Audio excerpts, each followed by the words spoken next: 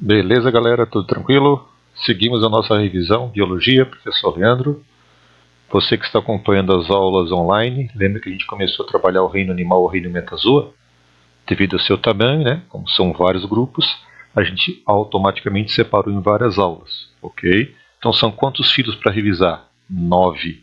O grande reino metazoa animal é dividido em 9 filos. Vamos lembrar? Está aqui, ó, os 9 filos. Então, se você não perdeu nenhuma das nossas videoaulas, já vimos os 8 primeiros, ou seja, os invertebrados. Tranquilo? Entraremos então agora no grupo dos cordados, que é o último grupo, que inclusive é o grupo ao qual nós pertencemos. Né? Por que nós somos cordados? Então está aqui, ó. Para pertencer a esse importante grupo, simetria bilateral, corpo segmentado, celomado, deuterostômio e triblástico. Características da embriologia, principalmente, perfeito, que a gente já tinha visto quando começou a trabalhar o reino animal. E estruturas anatômicas, ou parte de anatomia e fisiologia, que é importante, e até porque não dizer algumas exclusivas de cordado. Sistema nervoso dorsal, ou seja, o tubo nervoso passa na posição dorsal. Notocorda, que inclusive dá o nome ao grupo. Notocorda, aquele primeiro eixo de sustentação no embrião desse vertebrado, que em muitos depois vai ser substituída pela vértebra, né? Entraria a coluna vertebral no lugar. Fendas faringianas, a nível de faringe. Tá? Fendas, onde em muitos desses vertebrados você vai encontrar as brânquias, estrutura de respiração. Então tá lá, ó. Nos peixes associa-se as brânquias e desaparece essas fendas nas espécies de vertebrados, de cordados, melhor dizendo, cuja a respiração é pulmonar. E uma quarta e última característica seria a posição de uma cauda pós-anal. Uma estrutura musculosa, uma cauda após o ânus.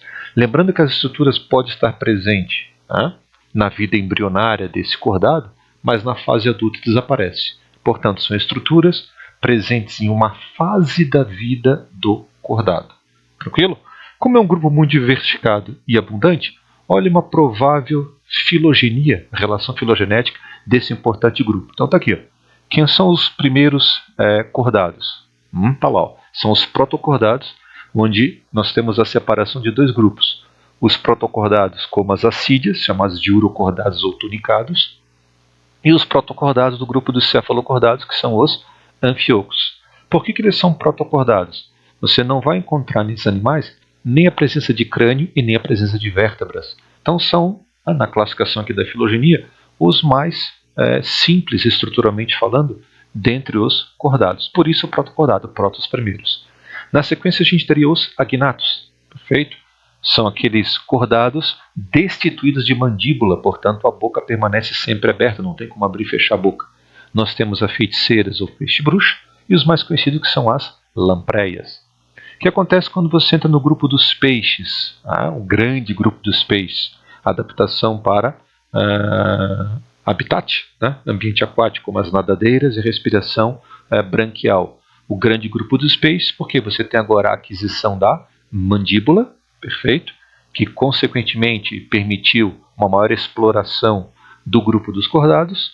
Na sequência aqui do grupo, perceba que a gente teria agora o grupo dos anfíbios, né? Sapos, rãs e pererecas, onde você tem o primeiro grupo com agora a locomoção terrestre, o primeiro grupo que invadiu o ambiente terrestre, mas ainda uma ligação com esse ambiente aquático por causa da respiração.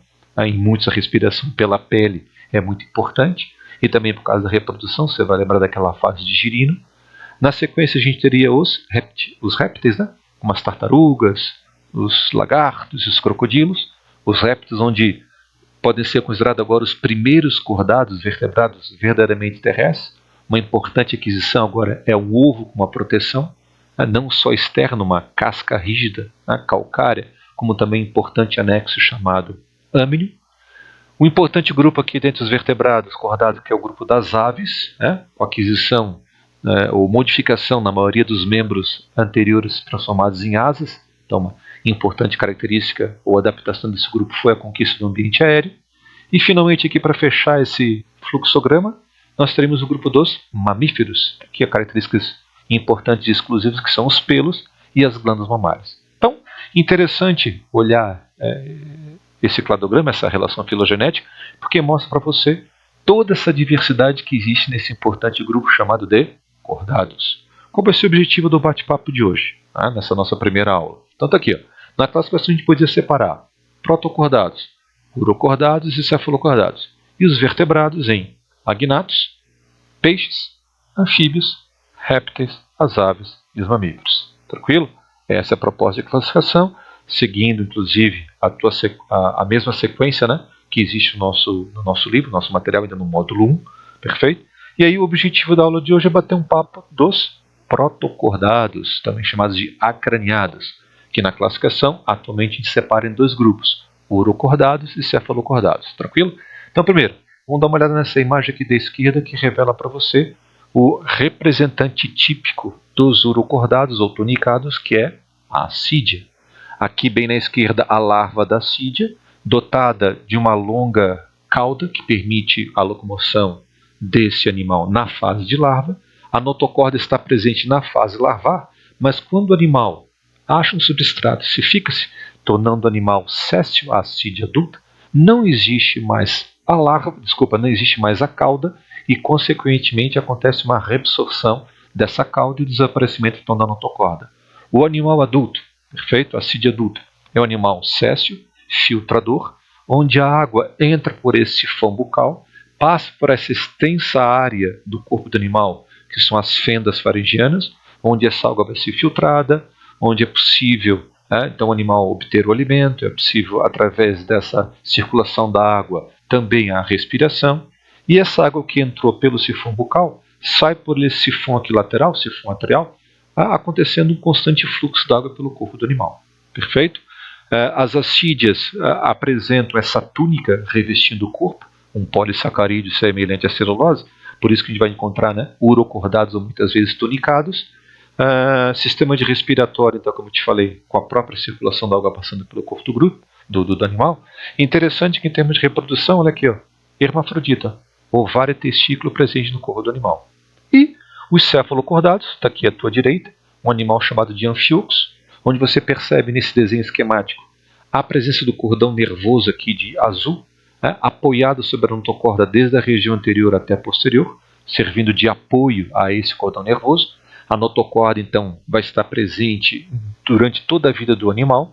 Também um animal filtrador, né, semelhante a um peixe, na estrutura anatômica aqui, né, presença de nadadeiras para sua locomoção. A boca, por onde a água, ao entrar, é também filtrada por essas fendas faringianas, permitindo a respiração e alimentação. E o animal apresenta, então, essa estrutura anatômica semelhante aos peixes, com nadadeira, com respiração através dessas fendas faringianas, porém, cuidado, não é peixe ainda. Isso é um protocordado, é um animal chamado de anfíoxus. Tranquilo, galera? Então está aqui essa nossa primeira introdução ao grupo dos cordados, te mostrando as principais características desse grupo. E esse primeiro grupo que a gente comentou hoje, deixa eu voltar aqui um pouquinho, que são os protocordados, ou seja, as assídias, os urocordados, e os anfíoxus cefalocordados. Na próxima aula a gente continua falando então do grupo dos vertebrados. Ok? Um grande abraço, até a próxima.